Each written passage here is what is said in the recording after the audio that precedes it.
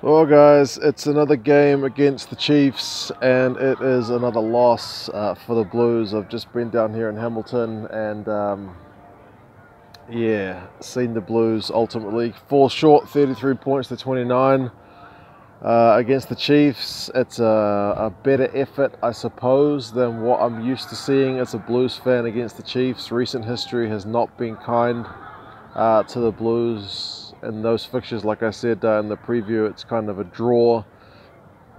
That's been the best we could kind of hope for, but they did go close. They were never really bossing the game. From what I saw, I had a seat pretty close to the sideline, so when it was on the other side of the field, I was viewing the game from kind of a distance. So some of you guys at home may have actually had a bit more insight into some of those moments, but yeah, the Blues were always chasing, apart from the start of the game when they actually got in front with a penalty.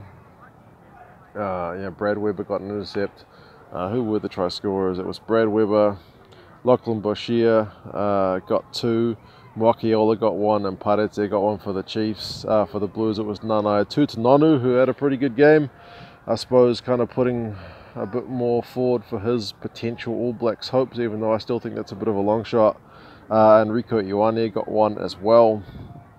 So yeah, 5 tries to 4 in favour of the Chiefs. But yeah, every time the Chiefs would get ahead, the Blues would kind of close the gap, but they never really looked like taking it. Perhaps maybe right at the end they built up a few phases and were pushing for one last try, but the Chiefs defence made a whole lot of tackles in this game. I had to just look at the stats. Run meters 406 to 628. The Blues with that bigger number, so I suppose that's something to take away from it. 60% possession and territory. Both sides tackled at 77%, but the Chiefs made 119 to the Blues 58. You'd like to think, if you're a Blues fan like me, that with those good numbers you would be able to convert some of that onto the scoreboard, but just not as clinical as the Chiefs. In this one, the Chiefs are starting to come good. It's been a pretty hairy start to the season, but they seem to be at last on the right track, getting the results. For the Blues,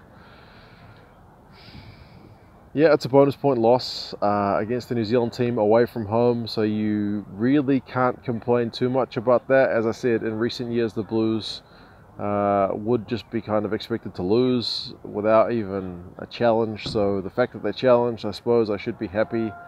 But it's an end to a 4-game run, so I don't know, how happy do you really get with your team having a loss?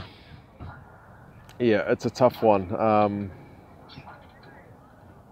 Yeah, either way, it was a very entertaining game. If you guys haven't seen it and there's still other games to play this week, this will definitely be one that goes close for game of the week, because it was never really decided right until the death. The crowd was pretty good from my vantage point. The stadiums all seemed, well, the stands all seemed pretty full. The atmosphere was good, and yeah, it's a good game.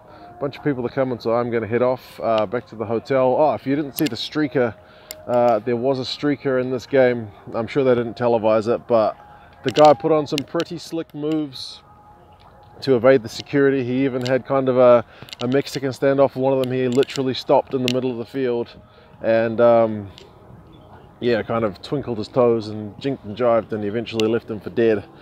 I know you're not supposed to promote that streaker stuff because it just encourages the behavior, but it was pretty hilarious. He did get hammered in the end, and it's a very cold night here in Hamilton, so perhaps not the best night to be doing that. But anyway, I'm going back to Auckland tomorrow.